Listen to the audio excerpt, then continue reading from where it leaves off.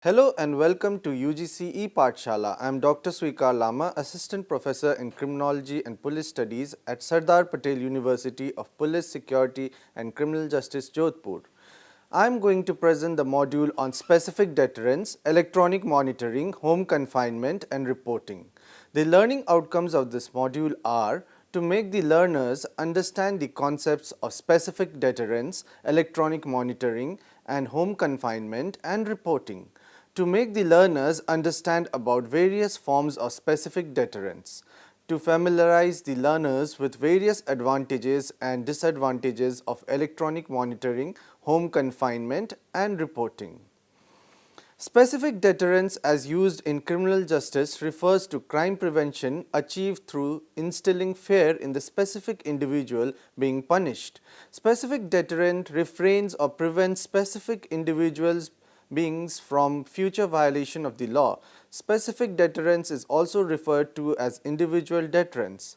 Now let us begin with home confinement and electronic monitoring. Home confinement is designed to regulate and restrict the freedom of the offender within the community. The terms house arrest, home confinement and electronic monitoring are often used interchangeably. However, it is important to note that house arrest, home confinement and more recently community control are terms describing programs, while electronic monitoring is a tool used to monitor the compliance with the requirements of the sentence. During the 1980s, technological advances made it possible to monitor offenders electronically to ensure that the offender was complying with the requirements of the program.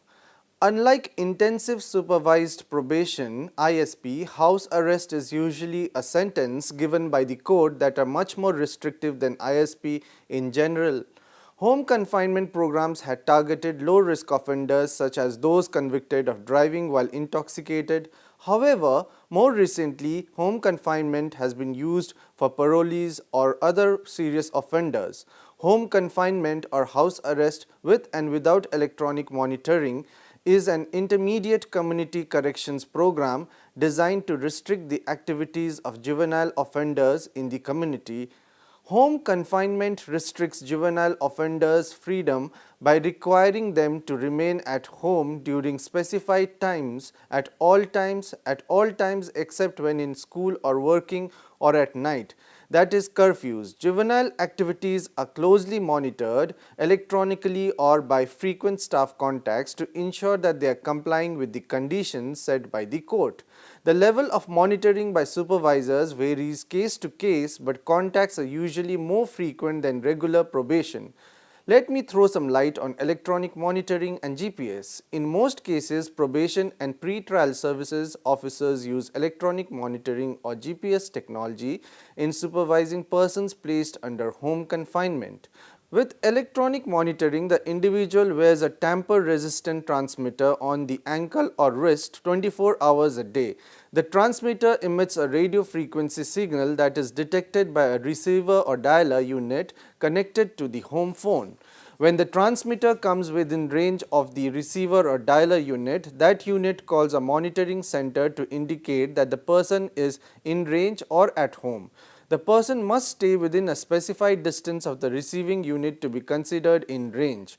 Electronic monitoring (EM), which is often used in conjunction with home detention, monitors an offender's whereabouts through an electronic monitoring device and through random phone calls to the juvenile's residence.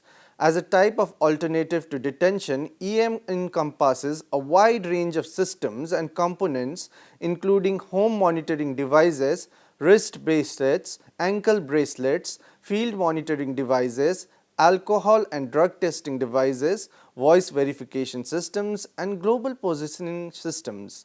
Overall, electronic monitoring is viewed as a sanction that is more punitive than traditional probation but less restrictive than detention sanctions, that is more punitive than traditional probation but less hard than detention.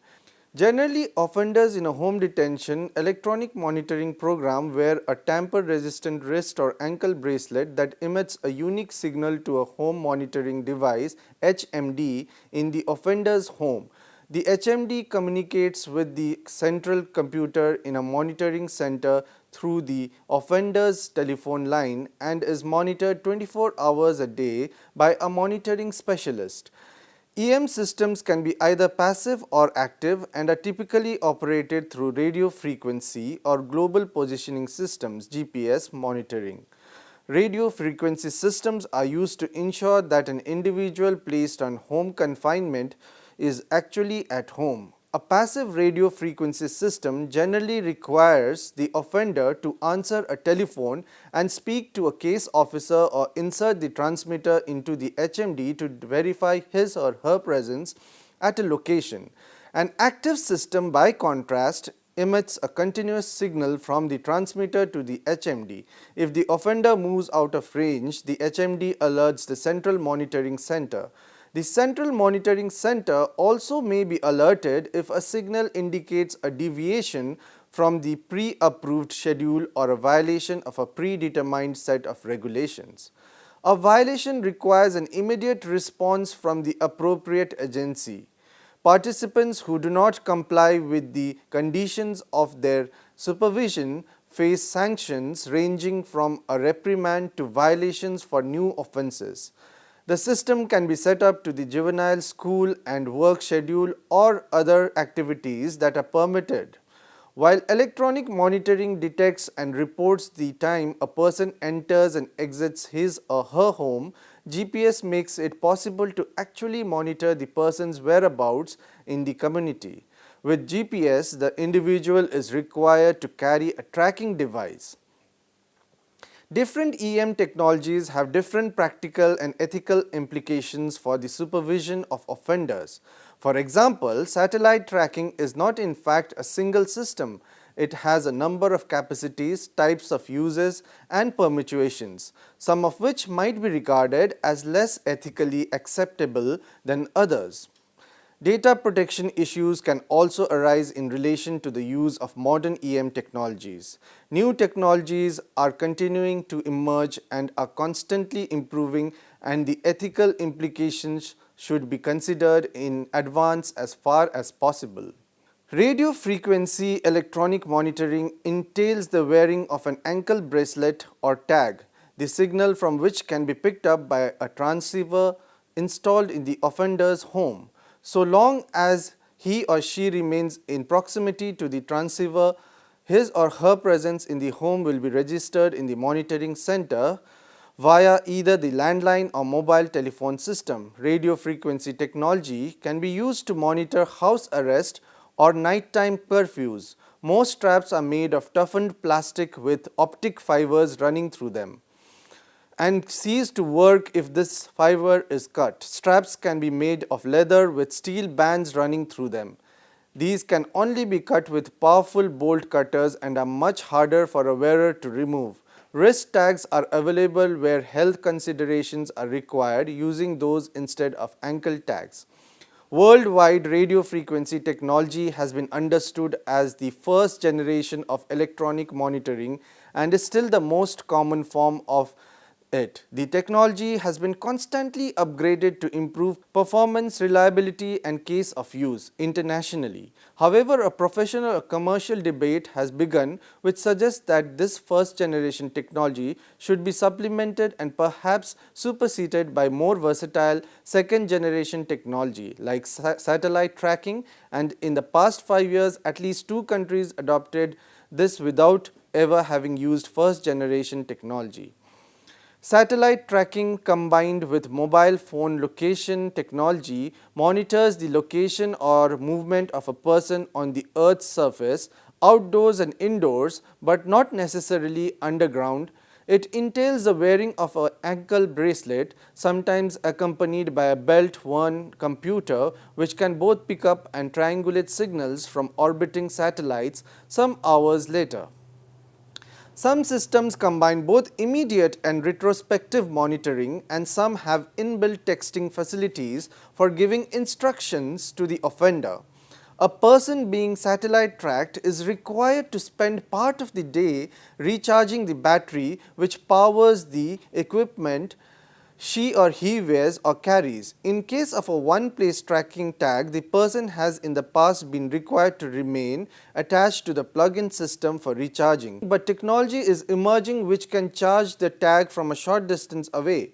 Tracking technology can be used to monitor house arrest by creating small inclusion zones to follow all of a person's movements and to create exclusion zones, areas of past offending, neighborhoods of former victims, which the offender is forbidden to enter. Satellite tracking technology can also be used as a part of a victim protection scheme, which requires the victim to carry a device which warns him or her of the offender's proximity. Some satellite tracking systems can be combined with mapping software which shows the location of recent crime scenes, making it possible to see if the offender was in the vicinity of the crime at the time. This can be presented to the offender as a tangible means of demonstrating that she or he is desisting from crime, and the data may be used in legal proceedings incriminating or exonerating him or her. The cost of satellite tracking has been steadily decreasing, making it more attractive to penal and judicial authorities than it has been in the past. The availability of other satellite systems apart from the American one may make offender tracking even more feasible in the future, and rival systems of terrestrial tracking may be customized for the same purpose. Voice verification is a form of electronic monitoring which uses a person's unique biometric voice print recorded at the point of conviction. Each time the monitoring center phones the offender, his or her voice is matched to the voice print stored on the computer, while the location of the phone being used by the offender is simultaneously registered. Voice verification can be used to monitor the presence of a person at a single location or to track his or her movements between a number of specified locations. Example, a community service placement or a job center. Because it does not entail the use of a wearable device, there is no risk of stigma or of using the tag as a trophy, and for this reason, some experts believe that this makes voice verification a more acceptable form of EM for juveniles and young offenders. Remote alcohol monitoring RAM exists in two forms. The first links a breath analyzer to radio frequency electronic monitoring, specifically to the transceiver in the offender's home. The offender is randomly phoned by the monitoring center and asked to use breath analyzer, whose result can immediately be transmitted by landline. The offender using the breath analyzer is identified either by voice verification technology or by photograph or by biometric facial recognition technology. The second form of RAM is mobile and does not require the offender to be in a single location. It entails the offender wearing an ankle bracelet which picks up the presence of alcohol in the offender's system transdermally through his or her skin and periodically uploads that data to the monitoring center via the mobile phone system. RAM can be used with offenders whose crimes have been alcohol related, where the court has either forbidden them to use alcohol over the period of supervision or required supervisors to help offenders reduce its intake. Some offenders value the technology because it helps them to self-manage their intake of alcohol. Kiosk reporting is a form of electronic monitoring installed at the office of the probation agency and ostensibly designed to help probation officers manage large caseloads, focus specifically on low-risk offenders at some point in the supervision process, although not at present all of it. When offenders report to a probation office instead of meeting a real probation officer face to face, they are required to interact with a kiosk-based computer similar to a cash point machine. The machine requires them to answer certain questions about their recent activities and may contain instructions from the probation officer. The offender identifies him or herself to the machine, undergoes verification that is him or her who is reporting and not a substitute by means of a fingerprint, although a voice print could also be used. It is clear from the above that different types of surveillance technology are now being combined in EM, for example biometric and location monitoring, and while we intend to explore the ethical implications of these for offenders, our comments on biometrics in general will not be exhaustive. GPS monitoring uses a network of satellites to triangulate the offender's physical location. The equipment consists of a tamper-resistant bracelet worn by the offender and a tracking device carried by the offender. The tracking device uses transmissions received from the satellite to calculate the offender's position and transmits the data to a monitoring center through a cell phone system. This information is transmitted in a slightly different fashion by passive and active GPS systems. The passive GPS system stores and transmits data at appointed times to the monitoring center. In contrast, the active GPS system transmits information in near real time on the individual's location to the monitoring center. This near real-time transmission allows the center to alert the probation officer immediately when a violation occurs. They also provide information on where an individual has been throughout the course of the day and when the offender was at the different locations. It is believed that through GPS monitoring, offenders will be deterred from engaging in criminal behavior as it increases the probability of detection by law enforcement and limits the freedom of users. Home confinement and EM are typically offered in three situations: pre-sentence, post-sentence, or conditional release. Pre-sentence, also known as pre-trial supervision, includes youths who are awaiting their first appearance in court and are therefore ordered by court to be supervised until their appearance. Post-sentence includes youths who are waiting for out-of-home placement, evaluations, or treatment. This can also include youths who are sentenced to home confinement or electronic monitoring as a condition of their probation or to address a violation. Conditional release includes youths who have been released from a correctional facility and are placed on home confinement or electronic monitoring to provide more structure to their daily activities in hopes of promoting success. There is one caveat to this, which is the use of home confinement in the federal courts. For example, in the federal courts, home confinement is not a sentence in itself, but instead may be a condition of probation, parole, supervised release, or pre-trial release.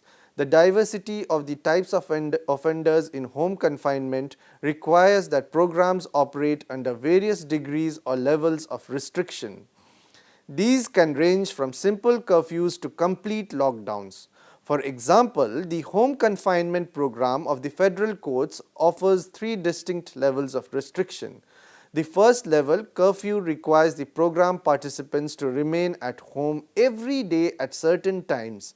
The second level, home detention, requires participants to remain at home at all times except for pre-approved and scheduled absences, such as work, school, treatment, church attorney appointments, court appearances, and court-ordered obligations. The most restrictive level, home incarceration, calls for 24 hours a day lockdown at home except for medical appointments, court appearances, and other activities specifically approved by the court. The officer's role. Close supervision by officers is a crucial component of the home confinement program. Supervision helps deter further crime, ensures the safety of the community, and brings order to the defendant or offender's life. Officers monitor program participants to ensure that they are working, maintaining a stable living arrangement, and not engaging in prohibited behavior such as substance abuse. Officers also check monitoring equipment at least monthly to make sure that it is working and to look for signs of tampering. The officer's job is demanding, time-consuming, and sometimes dangerous. It requires frequent phone calls to make sure participants are adhering to their approved schedules. Frequent unannounced face-to-face visits and 24/7 day response to alerts from monitoring centers. What is the criteria for selection for home confinement? Officers screen defendants and offenders to determine eligibility for home confinement. Certain categories of serious or repeat offenders are not recommended to participate in this program. Prior criminal record, history of violence, and medical and mental health conditions and needs are factors that officers carefully consider.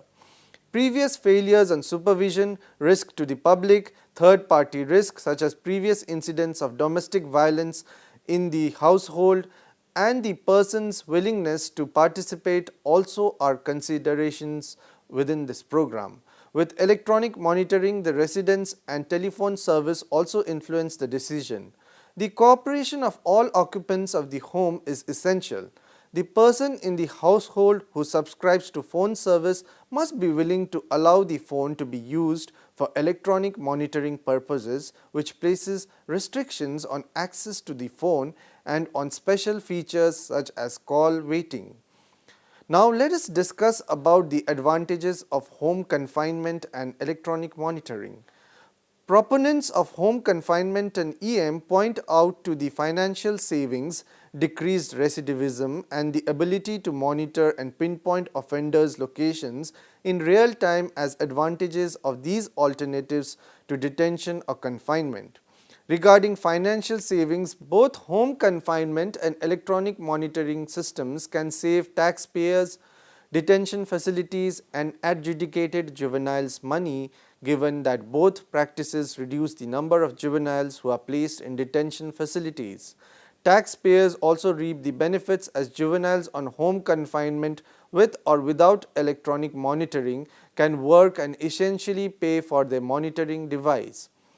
Finally, home confinement with or without electronic monitoring can also save the juvenile money as his or her bond may be reduced if the youth agrees to home confinement and or electronic monitoring. Another advantage of electronic monitoring is the ability to pinpoint offenders' locations in real time, which is possible through EM devices using GPS. In doing this, law enforcement personnel are able to track whether juveniles are adhering to the conditions of their release. This also benefits the juvenile as it can provide an alibi should the offender be accused of an additional crime that he or she did not commit. Additionally, tracking the juvenile's whereabouts creates the possibility of providing around-the-clock crisis intervention services if needed. Now we will talk about the disadvantages of home confinement and electronic monitoring. Although there are advantages to the use of EM and home confinement, it is important to consider the disadvantages, which can include discrimination against indigent families, violations and false positives, and flight risks and emotional effects. The greatest disadvantage of these is the potential discrimination against indigent families, as many communities require the juvenile and his or her family to pay for the device and other fees associated. For examples, families are required to set up phone lines to activate the device, and such lines cannot have three-way calling, caller ID, or any other features. As a result, many families have to set up another phone line rather than just use their current line. In addition to phone lines, families may also be required to pay an installation fee, a daily charge for equipment use, the cost of random drug tests or breath analysis, and for any damage to equipment. Of course, some families cannot pay these fees, which can potentially terminate the service or exclude them from using these services from the start. As with most, electronic monitoring also presents the potential of false positives. For example, in some cases, an EM device will send out a notification informing personnel that the juvenile has violated the terms, even though the juvenile has not, because the cell phones has not been properly charged. Additionally, there are limitations to the ability to track juveniles if they leave the designed areas.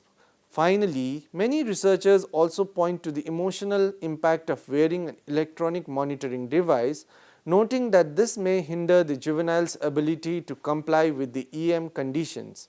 Success or failure for persons placed under home confinement Well, this depends on how well they comply with the conditions set expressively for them determines whether they succeed or fail. Post-conviction participants who comply with program rules may be eligible to use earned leave. Earned leave is a privilege that allows participants to be away from home for a set time period for approved activities. Program participants who do not comply with the conditions of their supervision may face sanctions ranging from reprimand to loss of earned leave privileges to revocation proceedings. The most serious violations include violations for new criminal conduct, violations that compromise public safety, and absconding from supervision. Violations that concern the home confinement program in particular include not adhering to the approved leave schedule, going to an unapproved location or activity, and tampering with equipments. Now, let us talk about day reporting centers. Offenders who are committed to day reporting centers live at home and report to the center on a regular, often daily basis. While at the center, the participant submits an itinerary that details his or her daily travels, destinations, and purposes. This schedule allows the supervision staff to monitor and control the client's behavior and becomes a valuable tool for teaching responsibility to offenders. Clients are normally required to call in several times a day, and center staff call clients to verify their whereabouts. While at the center, the participants may be required to submit to drug testing and participate in counseling, education, and vocational placement assistance. Offenders are normally required to be employed in the community or attending school full-time. Day reporting centers are a fairly recent innovation in community corrections programs, but like intensive supervision, house arrest, and other intermediate sanctions, they borrow from elements of more traditional correctional programming. Day reporting can be adapted to a number of different populations. DRCs are utilized to offer enhanced treatment and supervision to probationers or sentenced offenders not on probation. It is used to monitor early released inmates from jail or prison, to monitor arrested persons prior to trial as a halfway out step for inmates who have shown progress in community corrections or work release centers, and as a halfway step for offenders who are in violation of probation or parole. Whatever the population selected, day reporting allows the treatment and supervision of arrested individuals and convicted offenders in a setting that is more secure than ordinary probation, but less inhibiting and less expensive than incarceration. In performing this task, DRCs fulfill three separate and distinct purposes. First, enhanced supervision and decreased liberty of the offender. Secondly, treatment of offenders, problems, and third, reduced crowding of incarcerator facilities. The reduction of offender mobility and liberty supports a punishment philosophy and may act as a specific deterrent to future criminal activity. These restrictions also allow for a certain amount of incapacitation and therefore protection of the public. The ability to offer offenders needed treatment assists in their correction or rehabilitation. Lastly, day reporting is significantly cheaper to operate than correctional institutions, allowing for greater cost effectiveness. The characteristics of these programs and the clients they serve vary considerably. However, most day reporting programs generally offer a variety of services to program participants. Most centers offer job skills, drug abuse, education group and individual counseling, job placements, education, life skills training, and drug treatment centers. Unfortunately, there have not been many empirical studies of day reporting centers, so their effectiveness remains an open question. Now, to conclude, home monitoring and electronic monitoring systems have been successfully implemented in various countries as methods of specific deterrence. They may have to be adapted in various ways and situational contexts to make it successful in the Indian context. Thank you.